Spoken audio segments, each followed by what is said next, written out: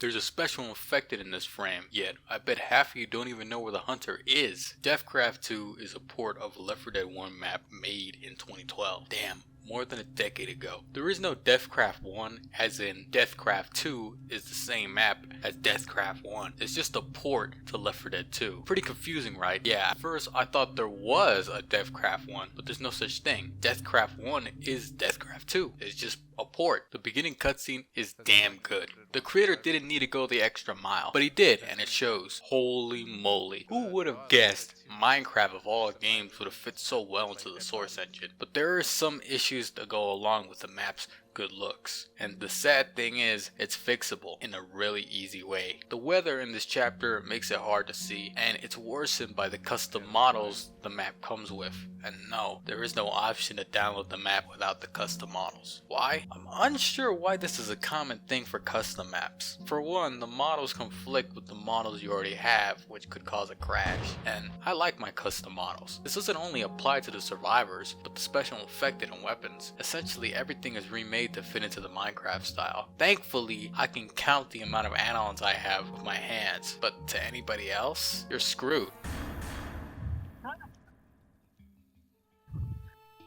This map conflicts with anything, even stuff like 8 survivors. You gotta play this map with a clean copy of Left 4 Dead 2, or else you'll crash. It's obvious that the map creator put a lot of effort into the models, except that's not the case here. The original version of Deathcraft didn't have additional models. Look, I can go on and on about why this, why that, but if playing Dark Souls taught me anything, it's that the port intended it to be like this, so I can't complain. I was facing him!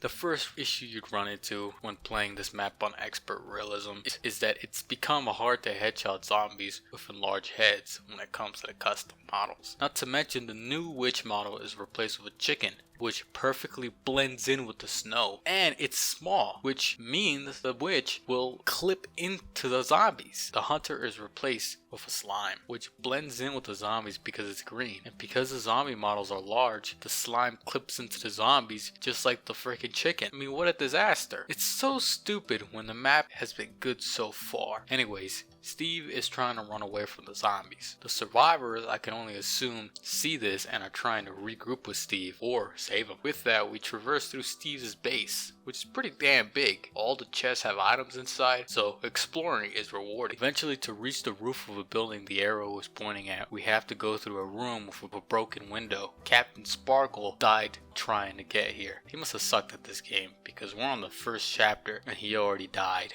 Dude wouldn't have last 10 seconds in the By Mountain. Going through more and more rooms, you find the dead Left 4 Dead 2 survivors and more dead YouTubers. Man, this map is like a view into the old YouTube, a bygone era of YouTubers. Maybe it's not too far-fetched to say that this map predicted the fate of all these YouTubers. The map has tight corridors, amazing aesthetics, a variety of areas to fight the zombies, fighting inside small rooms, outside, the rooftops, and the village, all which if you choose to leave the direct path, there are supplies and weapons to be rewarded with. Amazing design. There's no random soft lock, no random troll, and no random boomer spawning inside of you. Just zombies in a unique environment without a giant open dark space or supplies that will kill you the moment you attempt to try to pick them up. There's a old, and I mean old, but golden relic of the past, ending the first chapter. A strong beginning chapter, held back by the models that come with the map. We make our way through a ravine with the old Minecraft rain. In the distance we see a zombie attacking a house. If you stay and watch, the zombie will actually break the door and wreck whoever's in that house. This is some next level immersion. Stuff happening in the background is one of the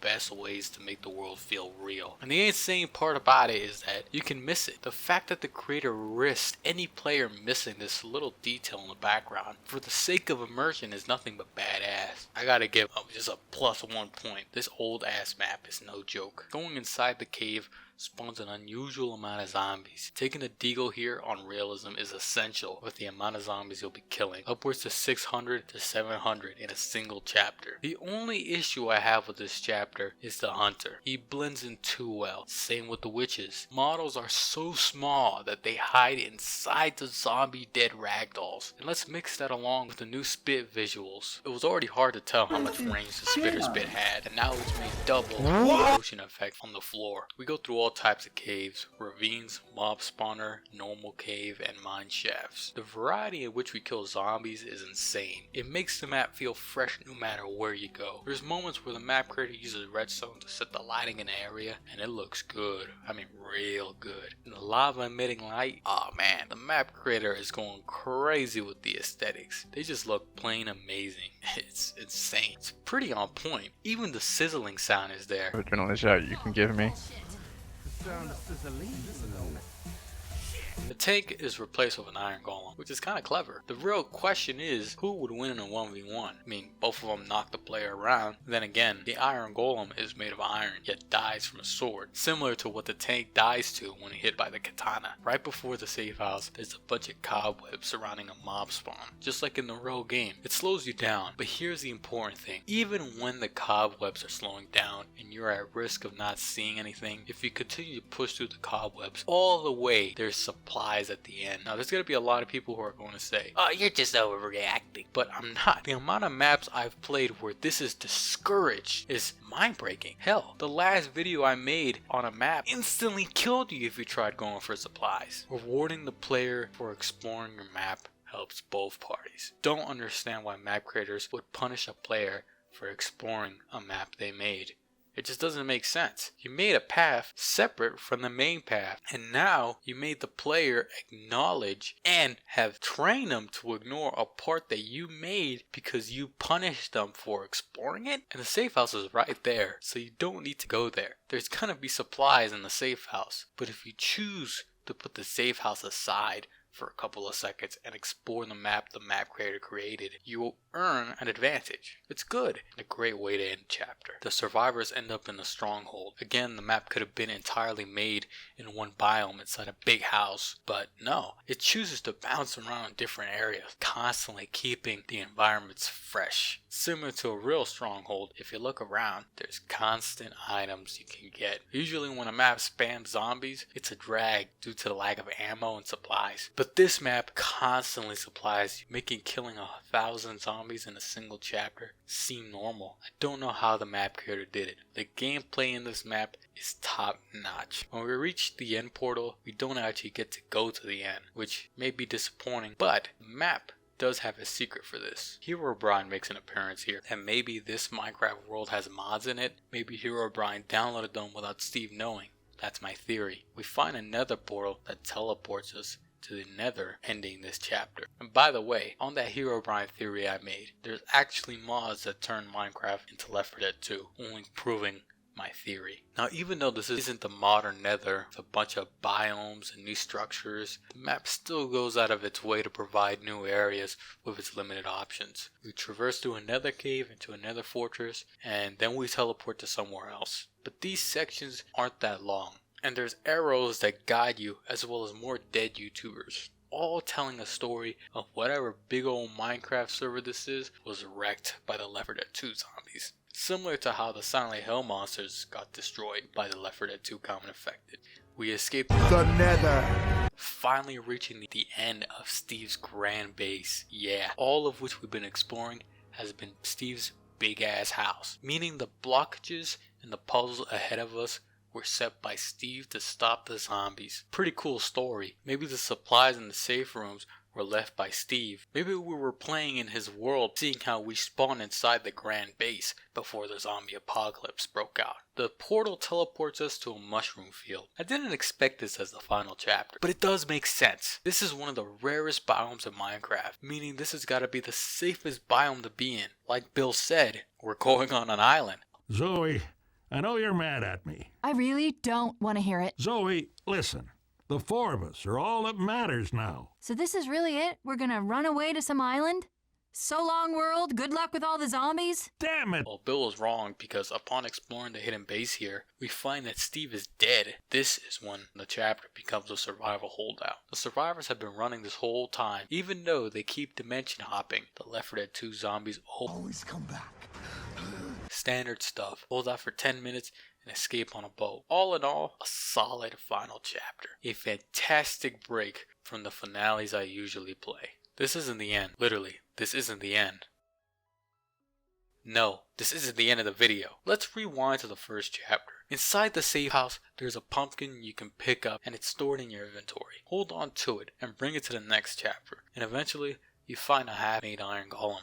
Placing the pumpkin on the iron golem spawns a tank. Now at first, I thought this was completely awesome. Sadly, the tank can spawn inside you. I thought having a boomer inside you was already bad enough, but now there's a tank. And yes, he'll pound you. Once you kill the tank, there's a secret room where you can find Eye of Ender. Keep it in your inventory for the next chapter with the stronghold, and behold, you are actually at the end of the map. Pun intended. This boss fight isn't that bad. The Ender Dragon actually has animations, and there's a health bar, and there's mechanics instead of shooting at it for 15 minutes, and plenty of feedback that you're doing damage. Destroy its regenerating beams with the best tier 3 weapon and then gun down the Ender Dragon. He'll drop some XP and you'll be able to escape the end, teleporting you to a room with an enchantment table. Completing this Easter egg quest grants you the enchanted diamond sword. Now, I won't lie, the reward sucks, since without the deagle, you'll be screwed in this campaign on expert realism, but the quest itself overshadows the reward. The map creator did not need to go all out on an Easter egg that most players will miss. Hell, I missed it my first playthrough, but he did it nonetheless.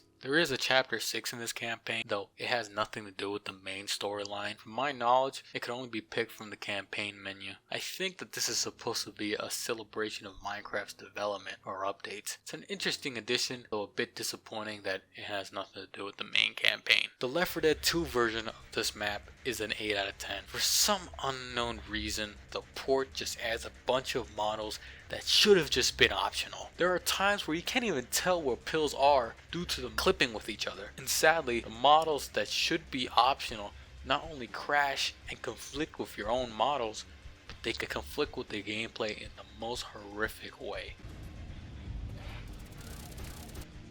Oh, Not only that, for some reason, this version spams zombies to the point where you're killing over 1,000 zombies in a single chapter. Like I said earlier, it isn't a problem since the map supplies you, but you gotta remember, when you spawn this many zombies, there's constant lag since the source engine can't handle it. Along with the big ass models, it's just a serious disaster. You'll be shooting the witch by accident when the game is lagging and the models hide the witch. It completely decimates the gameplay. It's a real shame. The Left 4 Dead 1 version of this map is a 10 out of 10. Yeah, on par with Daybreak. Now, am I saying this is better than Daybreak? No. But holy moly, does this map go above and beyond with presentation, variety, and story, along with Easter egg content that increases its replayability. This is one of the few maps I've replayed multiple times and I didn't get sick thinking about it. Even though it has a few balancing issues like the Easter egg tank spawning inside you, it's pretty fair all things considered. At least the Left 4 Dead 1 version is. Now, I don't know what happened. I understand that Left 4 Dead 2 and Left 4 Dead 1 are different games, but the port crashes too many times. To the point where you have to download an add-on that fixes it. An add-on to fix an add-on. What type of nonsense is that?